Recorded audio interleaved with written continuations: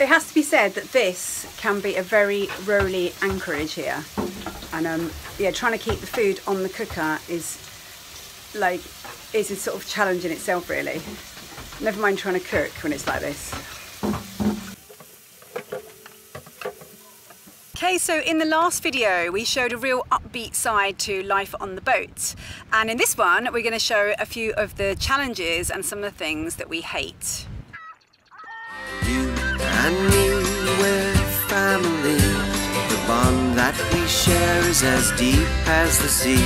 No matter how rough things may come to be, you and me, we're family. Sing ho, hey, along for the ride. Ho, hey, I'll stay by your side. Life on a boat has its ups and downs, and some things I could really do without on the boat. Well, you're always rocking, and sometimes you get a bit sleepy.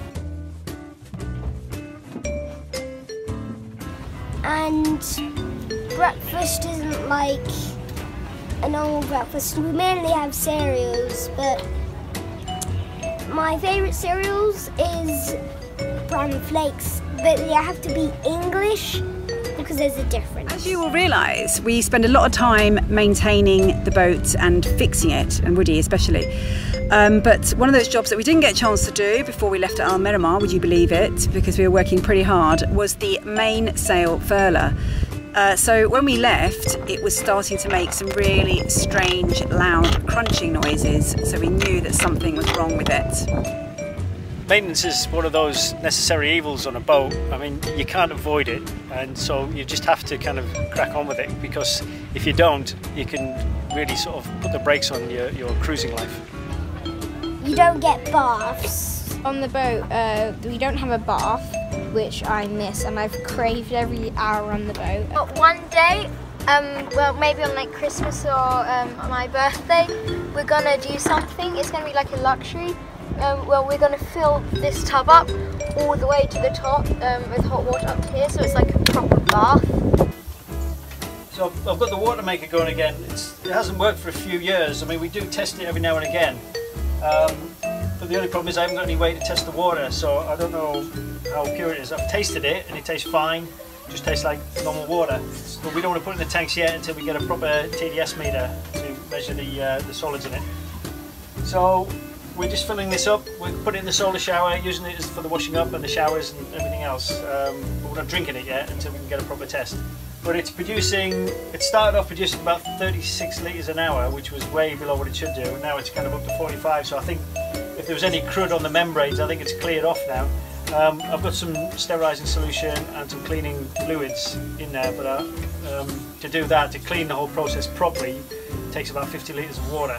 So I don't want to do that until we're kind of closer to a water source. But there we go, we're actually producing fresh water out of salt water. And it's coming off the batteries, which means we're charging the batteries with the solar. So this is totally solar produced fresh water, and then we can heat it on the induction hob again from the solar power. So we've got fresh water and hot water purely powered by the sun. So to have a shower, what you need to do is you need to take this, fill it with water that's solar panel warmed, pump it for a bit,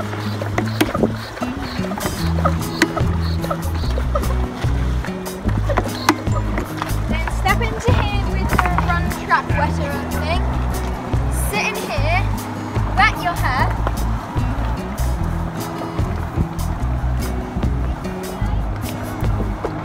and then when it turns too low again, like when the pressure's low, then you have to come up here and pump it again. And then wet your hair again, sit in here and wet it again.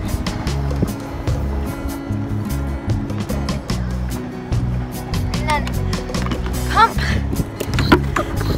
And just repeat the process until you've had a nice hot shower.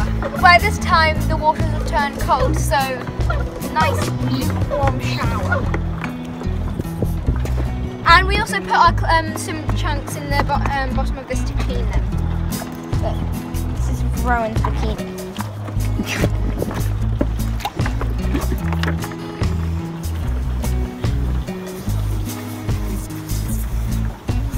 Excuse me, I'm trying to have a shower.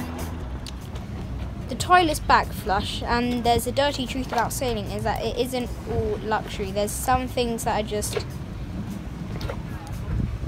horrible. Like our toilet, we haven't got, because we haven't got the money or the time to do it. The front toilet is broken, and when you pump it out, hand pumped, everything that goes in must come out, and it comes out. So things like that are pretty grim. I'm always astounded at the amount of rubbish, or trash as you say in the US, that we managed to collect up in just a couple of days. I think mainly it's all packaging, food packaging, but the amount of stuff we have to try and get rid of, and we always try and recycle it, so it's just really difficult getting rid of it all. Okay, this is the fun bit, sorting through all the rubbish and making sure the plastics go in the plastics.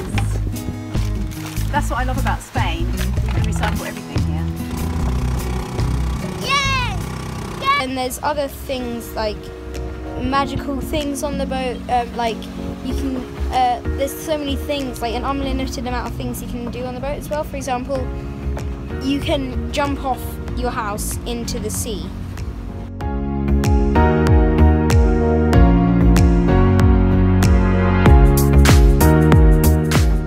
You can do flips as well off the boat, which is fun. For example, today I learned how to do a front flip, and 3 days ago I was too scared to do a back flip. And you get really good things, like you get to swim, but not every day. Sometimes you have to do boat schooling, and fun things and bad things. The bad thing is like you have to go to schools, but they're different country language, so it's really hard to speak. And the good thing is we only seen about 2 whales and lots of dolphins. So we're a few days on now, and I tried as best I could to take this apart and could not do it at all. I mean, I did try and try for hours. You can see, but in there's something not quite right. So in the end I had to take it to a machine shop. Luckily we have some friends who don't live too far away from here, and they recommended a garage to take it to. As you can see, this was the state of the bearing. All the grease had just sunk into the bottom of the gearbox and completely dried that bearing out. Luckily there was some really good resources on the AML forum from people who had done it before, and I managed to piece together the O-rings and the oil seals and the bearings from one company in the United Kingdom, but now I've got to wait until they delivered, so I've had to use my friends as a delivery address, and when it arrives they're going to bring it down in their car. Yeah, a lot of things that you need for a boat, especially this boat, you can't just buy in any chandlery or any shop. They have to be sourced, researched and found online and then delivered somewhere. But if you don't have an address, which we never do really, then that makes things really complicated. Off to the shops today and to get petrol with my friend over there in her car. Okay, I came to get marine grease, but there's none here. I've got a nice big engine out, but there's no marine grease here. Let's try again. Javea is a very nice place. It's got a fishing port and a nice marina, but I can't find anywhere that sells marine grease, so I shall keep looking. So I've just come back with the shopping and the marine grease. I went to the shop and pretty much bought up like all of their grease. Now I'm here on this rock with all this shopping, waiting for Woody to row in, and we're going to put it all in and put it on the boat.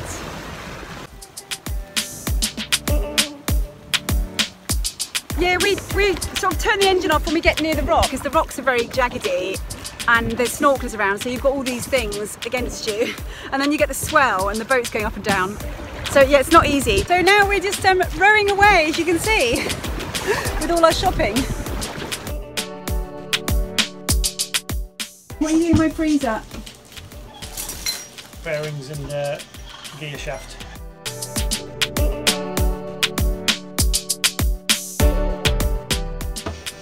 it's to shrink the shaft so the bearing will fit on better. It'll only be sort of micromillimeter, but it'll just be enough to get the bearing on. And I've freezing the other bearing so it'll fit inside the housing. So the thrust bearing should fit inside the housing. If I freeze it, I'll just reduce it by several microns and it should just fit in. It's a theory anyway. You would explore different places, you meet different friends, you, like, sometimes you have to clean the boat, it gets really salty. And sometimes it rains enough to save us doing that job. Haunted by your sight, hiding away, curse away the... I like it when it rains because it's kind of like, reminds me of hot chocolates, fluffy jumpers, like watching Netflix and that sort of stuff. And you don't get all clammy, it's just kind of, and it reminds me of log fires. It's nice.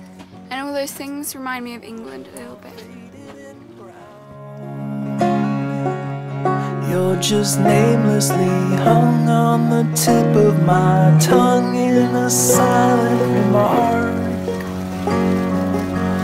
You're a memory now. You're just dust on the ground.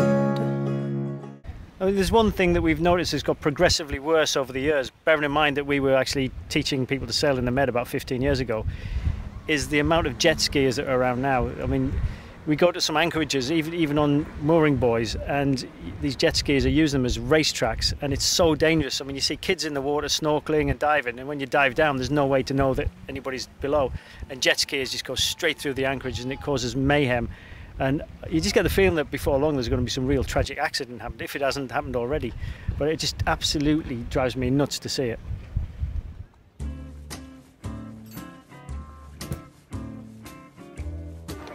So there's the kids over there having a good time while Dad's working on the boat. Actually, I prefer them being off the boat than on when I'm working, because tools tend to end up everywhere, and grease and mucky fingerprints and footprints. So I'm quite happy having them on the beach while I'm working. So normally when you open up a job like this, it kind of opens up a can of worms, and you do find that the job kind of sort of escalates, and it was quite true of this one as well. I mean, I had to put some extra filler in the foil to kind of reinforce it because we found a few other things in there. But actually, put it back together now, and it works fine. It works perfectly. So I'm going to step away, have a beer, and just wait for the next thing to break. So it's great to be able to come out the other end of that, because as soon as you hear that cranking sound and you know something's wrong, you just get that horrible, dreaded feeling that it's going to be another expensive repair. When I looked up for the replacements for these, they were about 800 or 900 euros. Once I've done a bit of research, and thank you YouTube and the AML forum for that, it's only cost me about 50 euros just to get the spare parts. Okay, we had to wait for 2 weeks for them to come and to get them fitted and everything, but now finally we can crack on with the journey. So of course you can look forward to one of Woody's maintenance blogs, and he will cover this whole subject of how he did the mainsail furler in a lot more detail. So yeah, you can look forward to that one. The way I got into sailing is actually, it wasn't on the boat at all. It was actually, I first started sailing on Oppie in a club. Yeah, I enjoyed it. They had things like Cadet Week where you used to go camping for a week and you used to do races and things.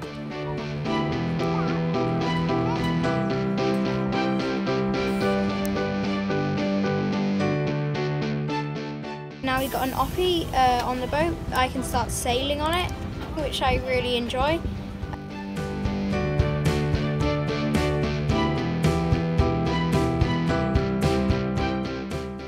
But in Pitting Hoe, we had people to race against.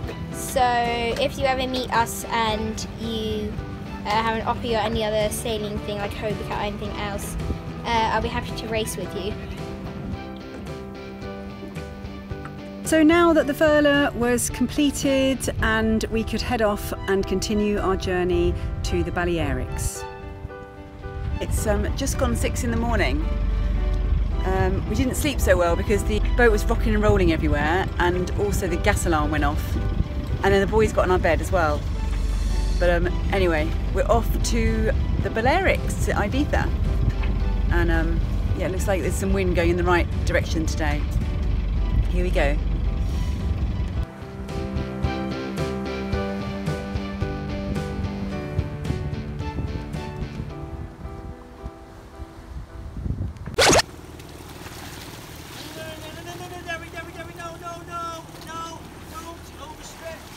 So I found this big bit of woods, and like, number one, it could be a hazard to shipping, and the other thing is Woody might want it because it's a really nice bit of wood. So I'm towing it back to our boat.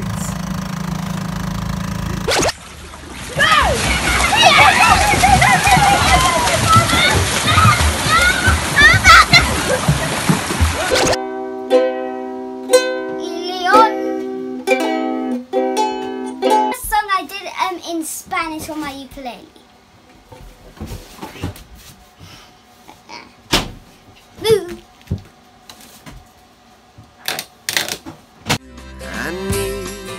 So thanks for watching, and thanks in particular to our patrons who make these videos possible. Without your support, they wouldn't happen. Things may come to be. You and me, we're family. Sing home. We would really love to hear from you, so you could go over to the Patreon page or even the Facebook page and leave comments there. Hey, you'll always be